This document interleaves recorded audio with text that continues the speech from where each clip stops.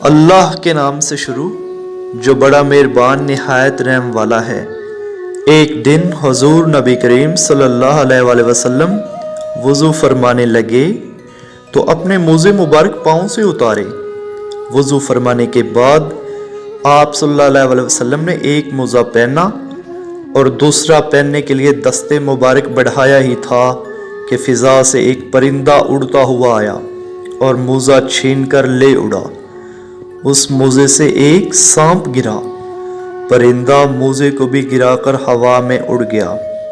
آپ صلی اللہ علیہ وآلہ وسلم نے پرندے کو حکم دیا کہ وہ میرے سامنے حاضر ہو کر اس حرکت کی وجہ بیان کرے کہ اس نے بغیر میری اجازت کے کیوں میرے موزے کو اٹھایا۔ وہ پرندہ حاضر خدمت ہوا اور عرض کرنے لگا، یا رسول اللہ صلی اللہ علیہ وآلہ وسلم، مجھے موزہ مبارک کے اندر سانپ نظر آ گیا تھا۔ میرے دل میں یہ خیال آیا کہ کہیں ایسا نہ ہو کہ آپ اس طرف توجہ نہ فرمائیں اور موزہ مبارک پہن لیں اور آپ صلی اللہ علیہ وآلہ وسلم کو سانپ کوئی ایذا پہنچا دے۔ اس لیے میں نے خطرے کے پیش نظر یہ تدبیر کی کہ جلدی سے موزہ اٹھا کر فضا میں چلا گیا۔ حضور نبی کریم صلی اللہ علیہ وآلہ وسلم نے فرمایا، تم کو سانپ کس طرح نظر آ گیا؟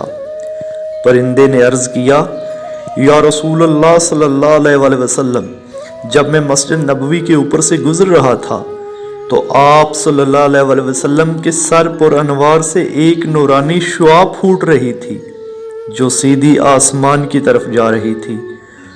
اس نورانی شعاع کی روشنی میں مجھے موزے کے اندر سانپ نظر آ گیا۔